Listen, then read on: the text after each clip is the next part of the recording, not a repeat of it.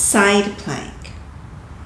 Coming down to the mat, one side or the other, starting off shoulder over elbow, elbow and palm flat on the mat. This is the version if you are new to exercise. You're going to leave both knees where they are here and just lift the hips away from the mat, trying to pull your waist up away from the mat.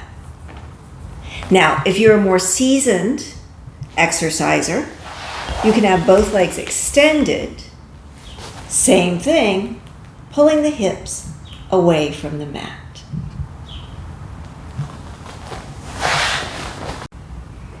Narrow chest press. You're going to take 2 weights to your chest. I want you to press the weights together slightly as you roll back and bring the arms above your chest. Keeping the weights pressed together, you're going to lower them to your chest with your elbows close to your body and press back up.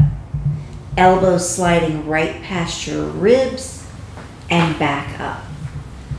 Close, press. Close, press. Again, as with the other exercises, if you don't have a bench, you can do this on the floor. Supine lat pull. 2 options here for holding your dumbbell. You can hold around one end with both hands, or you can hold around 2 ends. I'll show you both ways. You'll rock back and take the weight above your chest. Belly's engaged, shoulders are down. Elbows are as straight as possible. As you take the weight behind your head and pull the weight back above the rib cage. Weight coming behind the head and back above the rib cage. If you want to change your grip, you're going to let the other end of the weight hang, but the movement and the motion is the same. Back behind the head and right back above the rib cage. As always, if you don't have a bench, you can do this on the floor. Bicep 21s. You can perform this exercise either in a neutral grip, so that the bicep is a hammer style, or palms forward, so the bicep curl is more of a flat style, shall we say. Halfway up, 7 repetitions. So just to a 90-degree angle. You'll do that 7 times and stop. 7 times from the halfway point to the shoulders, back to halfway. Again, you'll do 7 times. At the end of the 7th one, arms straighten, and you do 7 full range. So 7 just half, 7 half to up, followed by 7 full. Single arm shoulder press.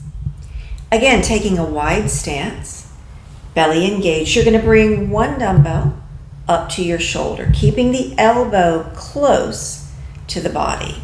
Pressing that dumbbell above your head, bringing it right down to the starting position and back above your head.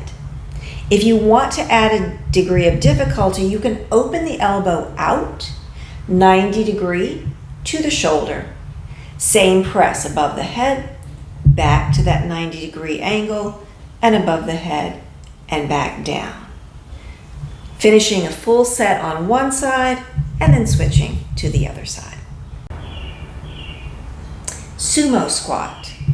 Your starting position will be an externally rotated position, meaning that your toes will be slightly east and west. Legs about outer hip distance apart, and you'll hold your dumbbell straight down in front of your body. As you bend your knees, you're going to sit back very slightly through your glutes and stand up straight. Your knees are going to head towards your toes, and push up.